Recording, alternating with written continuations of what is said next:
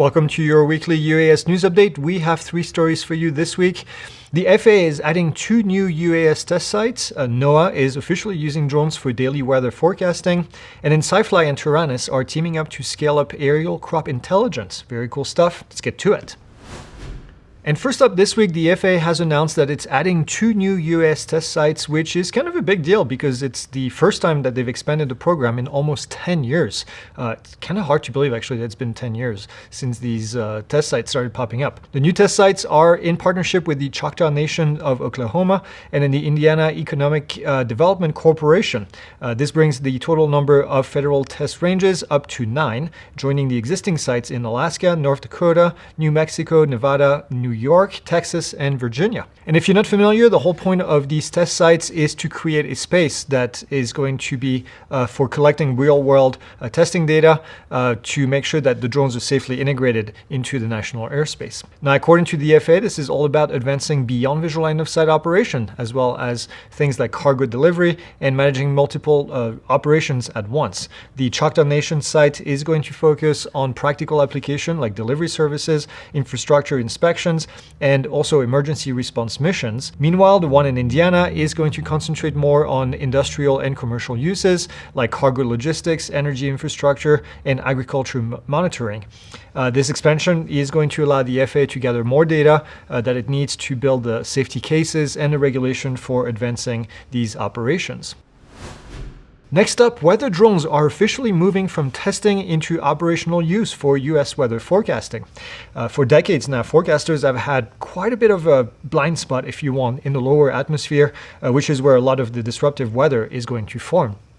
Now, NOAA, the National Oceanic and Atmospheric Administration, is partnering with a company that's called Meteomatics that is going to hopefully fill that data gap. Meteomatics Autonomous Meteo Drone, that's the name of it, will be flying vertical profiles through the atmosphere in order to measure temperature, humidity, and wind.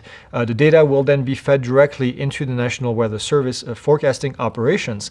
Now, this is a big step up from the research program that actually started all of this back in 2024 in North Dakota.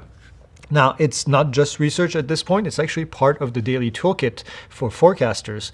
An initial pilot program is already running in Oklahoma through April of 2026, with drones being managed from what they call a remote meteo base. I can see a theme here with the name.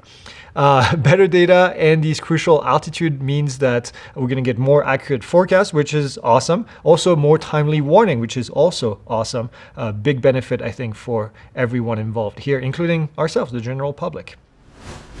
And in the final story this week, 2 companies are partnering up to tackle one of the biggest challenges in agricultural drone use, which is scale. SiFly, which is a US-based manufacturer that provides long-endurance VTOL aircraft, and Taranis, which is a leader in AI-powered crop intelligence, are launching a joint program, which is called a field validation program. The goal here is to prove out a new operational model for collecting crop data over massive areas.